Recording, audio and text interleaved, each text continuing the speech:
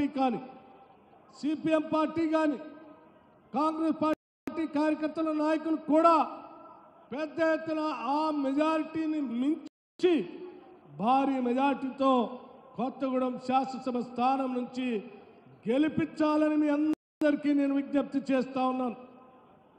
మిత్రులారా, మీ అందరికీ కొత్తగూడెం శాసనసభ నియోజకవర్గంలో ఉన్నటువంటి అత్యంత విలువైనటువంటి సంపద కేటీపీఎస్ సంబంధించినటువంటి stage 1, stage 2, stage 3, stage 4, stage 5, stage 6, stage 7 కూడా.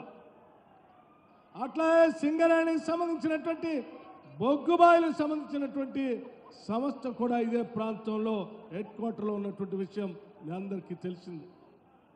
మీ అందరికీ నేను ఒకటే విజ్ఞప్తి చేస్తా ఉన్నాను.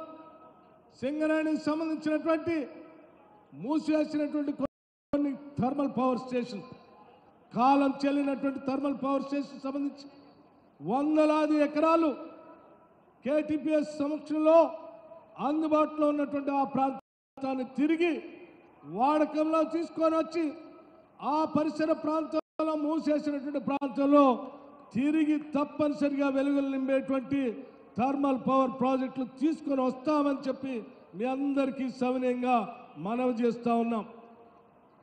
అట్లాగే ఒక పెద్ద మనిషి రాష్ట్ర వ్యాప్తంగా ఎన్నికల్లో పూర్తిగా ఓడిపోయి ఫామ్ హౌస్ పోయి పడుకున్నటువంటి పెద్ద మనిషి తగుదనమ్మా అని చెప్పి ఈ మధ్య కర్ర పట్టుకొని రాష్ట్రం అంతా తిరుగుతూ చెప్తా ఉన్నాడు.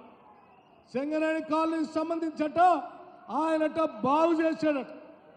అరే, వారి కాలం మొత్తం సింగరేణికి సంబంధించి పెద్ద ఎత్తున కార్మికులు రావాల్సినటువంటి ఎటువంటి లాభాలు ఇవ్వకుండా, కార్మికులు రావాల్సినటువంటి సంక్షేమ కార్యక్రమాలని చేయకుండా, సింగరేణికి సంబంధించిన బొగ్గు బావుల్ని సింగరేణికి రాకుండా 10 సంవత్సరాలు మొద్దు నిద్రపోయినటువంటి బీఆర్ పార్టీ సంబంధించిన నాయకత్వం ఈరోజు తగుదనమ్మా అని బయటకు వచ్చి మాట్లాడుతూ ఉన్నారు.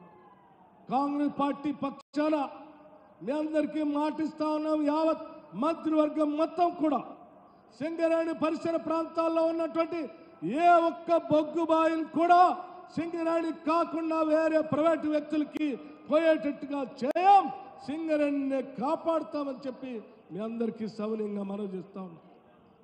అత్యంత చారిత్రాత్మకమైనటువంటి ఒక నిర్ణయం కూడా ఈ సందర్భంగా మీ అందరికీ గుర్తు చేయాలి.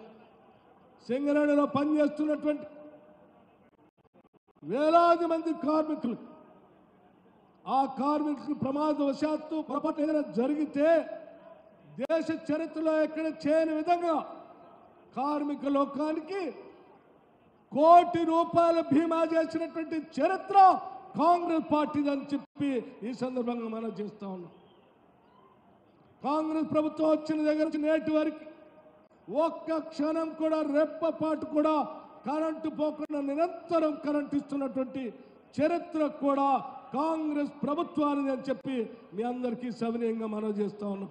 రేపొద్దున కొత్తగూడెం పరిసర ప్రాంతంలో ఉన్నటువంటి స్పాంజ్ ఏరియాకు సంబంధించినటువంటి ప్రాజెక్టులు కూడా తిరిగి తెరిపిస్తాం, ఇక్కడ ఉద్యోగ అవకాశాలు కల్పిస్తామని కూడా ఈ సందర్భంగా మనం చేస్తా ఉన్నాం.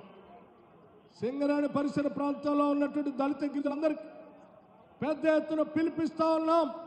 ఈరోజు దేశంలో భారతీయ జనతా పార్టీ దళిత గిరిజనులకు సంబంధించిందే కాకుండా బలహీన వర్గాలకు సంబంధించిన ఓబీసీలకు సంబంధించిన విలువైనటువంటి ఆస్తుల్ని, వ్యవస్థల్ని, రిజర్వేషన్లు కూడా వాళ్ళకి లేకుండా చేయాలనేటువంటి ఒక పెద్ద ఎత్తున కుట్ర జరుగుతూ ఉంది.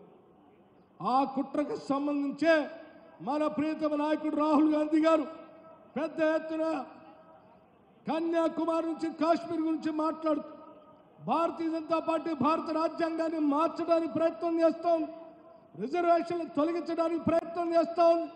వాటి కోసం మేము కట్టుబడి ఉంటాం, నిలబడతాం, మీ అందరికీ రక్షణగా ఉంటామని ఆయన చెప్పినటువంటి మాటనే మన ముఖ్యమంత్రి రేవంత్ రెడ్డి గారు కూడా అదే మాట చెప్పారు.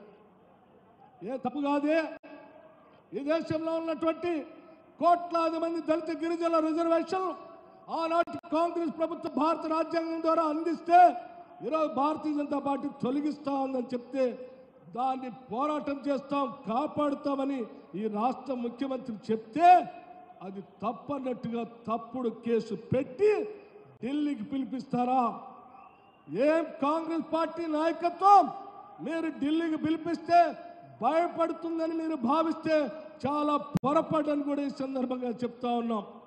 రవి అస్తమించినటువంటి బ్రిటిష్ సామ్రాజ్యానికి ఎదురొడ్డి గుండెల అడ్డం నిలబెట్టి కాల్చండరాని అడ్డం తిరిగిన కాంగ్రెస్ నాయకత్వం ఆఫ్టర్ ఆల్ మీరు ఢిల్లీకి పిలిస్తే ముఖ్యమంత్రిని భయపడతారని మీరు భావిస్తే పొరపాటు.